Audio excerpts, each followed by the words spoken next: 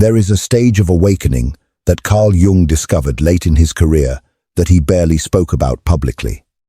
Not because it wasn't real, but because he knew most people simply weren't ready to hear it.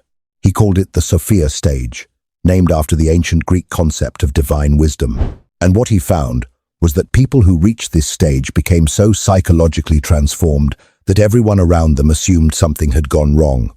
They looked cold. They seemed detached. They appeared to have lost their very spark, their spirituality, or their warmth. But Jung knew they hadn't lost anything.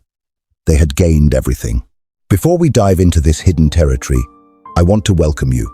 If you're watching this, you've likely spent years, perhaps decades, doing the work. You've integrated your shadow, you've healed your trauma, and you've fought for every inch of your consciousness.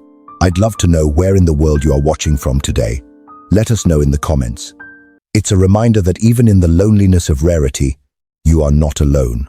Because for those who have done the work, something else happens. Something that goes beyond healing into a territory Jung could barely map. You undergo a final metamorphosis, so complete that you become almost unrecognizable to who you were before.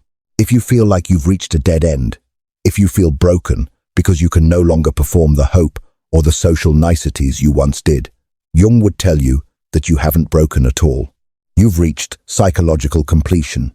Today, we are exploring the 6 specific, observable markers of the Sophia Stage, the final awakening that comes only after you've done everything else. Is this the coldness of a dying heart, or the clarity of a soul that has finally stopped pretending? The first sign Jung documented was the most unsettling of all, the death of hope.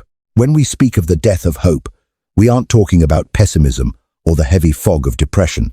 We are talking about a complete cessation of hoping for people, situations, or reality to be different than they actually are. Before this stage, even the most conscious among us carry subtle threads of hope. We hope our family will finally understand us. We hope that if we just try a little harder, a broken relationship can be repaired. We hope the world will finally wake up. But in the Sophia Stage, that hope simply evaporates. Not because you've become bitter, but because you can finally see the actual structure of reality without the distortion of preference. The first sign Jung documented is perhaps the most misunderstood by modern society, the death of hope. To the uninitiated, this sounds like a tragedy. But for those entering the Sophia Stage, it is the first breath of true psychological oxygen. You likely know the exhaustion of carrying productive hope. You've spent decades hoping that if you were just a little more patient, your family would finally see you. You hoped that if you stayed conscious enough, the world would eventually tilt towards sanity. This hope wasn't a flaw. It was the final thread of your psyche's attachment to how things should be. Then, one morning, you woke up and realized the thread had snapped. Not because you were defeated, but because you finally saw the actual, fixed structure of the people and systems around you. You realized that certain people are simply not built for the emotional depth you require, just as a stone is not built to flower. Jung observed that this is not the heavy fog of depression, but a clarity so stark that it feels like sunlight on a cold morning. It is not a sign that you've given up on life, but a profound realization that you've stopped arguing with reality. This absence of hope creates a wisdom of accepted limitation. You see the final form of your relationships without judgment or bitterness.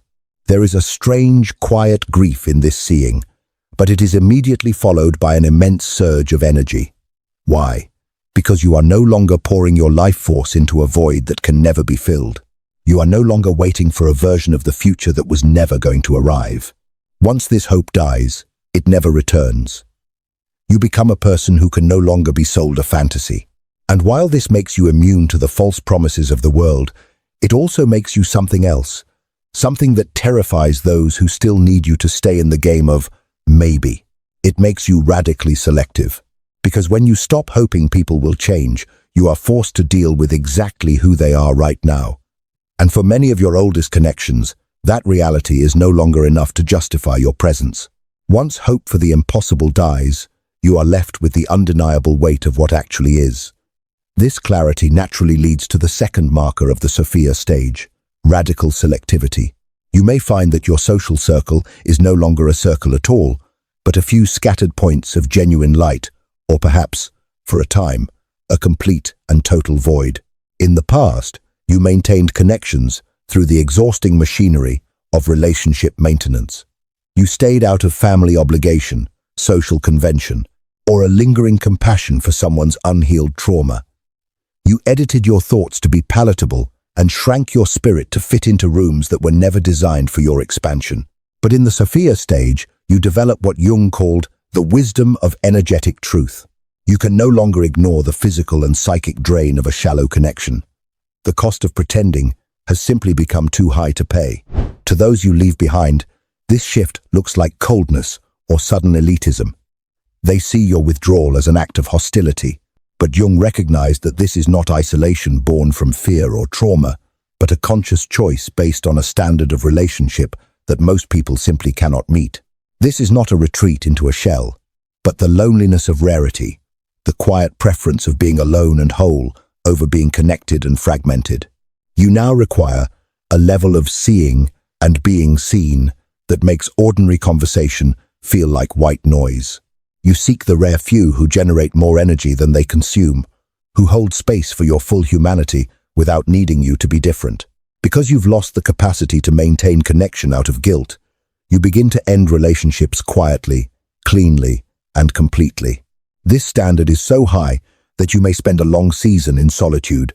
Yet, even in the silence, you find a strange satisfaction. You have stopped being a helper or a fixer to those who drain you. In fact, as you stop trying to curate your social world, you realize that your desire to change others has vanished alongside your need for their company. You've reached a point where you no longer feel the urge to wake anyone up, a realization that brings you to the edge of a even deeper, more sacred neutrality. For years, you likely felt a profound responsibility to be a lighthouse for others. You saw the unconscious patterns in your family, the self-destruction of your friends, and the sleeping masses of the world, and you felt a moral obligation to intervene. You believed that with the right words or enough patience, you could offer them the consciousness you had worked so hard to earn. But in the Sophia stage, that missionary impulse simply vanishes. You realize a truth that is both liberating and devastating. Consciousness cannot be gifted or taught. It can only be forged in the fire of an individual's own confrontation with their psyche. You understand now that trying to save someone from their own necessary suffering is not an act of love, but a form of psychological colonialism that violates their sacred process of growth. To those around you, your sudden stillness looks like abandonment. They see you watching their crisis with a steady gaze and assume you've become indifferent. But Jung knew this is not being withholding or callous, but sacred neutrality, an act of real compassion that trusts the other person's psyche to forge its own way. This is not a loss of empathy, but the wisdom of sovereign development, honoring the other person enough to let them struggle. You stop offering unasked for advice. You stop explaining the why behind their pain. You witness their destructive choices and feel a deep, quiet care. Yet you no longer feel the ego's need to be the healer or the hero. This neutrality creates an impenetrable boundary. Because you no longer need to save them, you are no longer vulnerable to the hooks they use to pull you into their chaos. You have become a silent observer of the human drama, and in that silence, you find you are no longer susceptible to the emotional leverage that once governed your life. You have become, for the first time, truly untouchable. As you settle into your own sovereignty, you will notice a shift in how the world's hooks attempt to find purchase in your psyche. For most of your life, you were likely governed by invisible threads of emotional leverage, the subtle guilt of a family member, the performative crisis of a friend, or the cultural narrative that demands you be nice above being honest. But in the Sophia stage, these hooks simply bounce off you like pebbles hitting a suit of armor. Jung observed that this transformation occurs because you have dissolved the internal vulnerabilities that manipulation requires to function. You no longer have a need to be seen as a good person, a helpful child, or a loyal friend. You simply are who you are. This is not a sign that you have become uncaring or cold, but the death of emotional leverage, where your internal truth is so anchored that no external pressure can destabilize your core. This is not a defensive wall you've built out of anger, but a natural byproduct of becoming a sovereign self, who no longer seeks validation from the very systems that seek to control you. You may find yourself watching a high-stakes guilt trip unfold with nothing more than mild curiosity. When someone threatens to withdraw their affection unless you comply, you find that you can simply say, "Okay," and mean it. This immunity often triggers an escalation in those around you, a frantic increase in rage or drama as they realize their old tools of control no longer work. Yet, as you witness this storm, you feel no urge to defend yourself or explain your position. You realize that their misunderstanding of you is not a problem you are required to solve. This leads to a final, heavy quietness, a refusal to participate in the theater of justification that keeps most people imprisoned. You have entered the silence of knowing, where your truth is so absolute that it no longer requires a witness. In the final movement of the Sophia Stage, you arrive at a quietude that others often find the most unnerving of all. You stop explaining yourself. Throughout your life, you likely felt a compulsive need to be seen accurately. You articulated your boundaries, defended your career shifts, and justified your lifestyle choices, hoping that if people just understood your reasons, they would finally grant you their blessing. But now, that need has evaporated.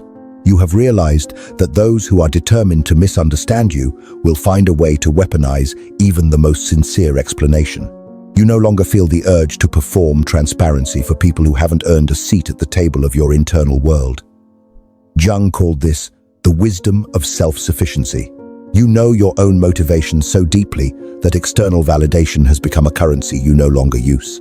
To the world, this shift is not a sign of arrogance or being guarded, but a profound psychological maturity that recognizes defending yourself to the closed-minded is an act of self-betrayal. It is not a lack of transparency, but the realization that your truth requires no one else's comprehension to be valid. When a family member demands to know why you've changed, or a friend asks why you're no longer available, you offer no details. You simply state your reality and let it hang in the air, unadorned. You have become psychologically impermeable, comfortable being misjudged, misinterpreted, or cast as the villain in someone else's story. You move through the world knowing exactly who you are, and you no longer need the world to agree. This silence is not a wall, it is a sanctuary.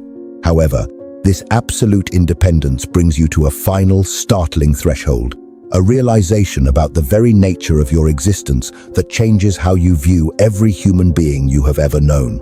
You have become genuinely whole, and in that wholeness, the world as you knew it has ceased to exist.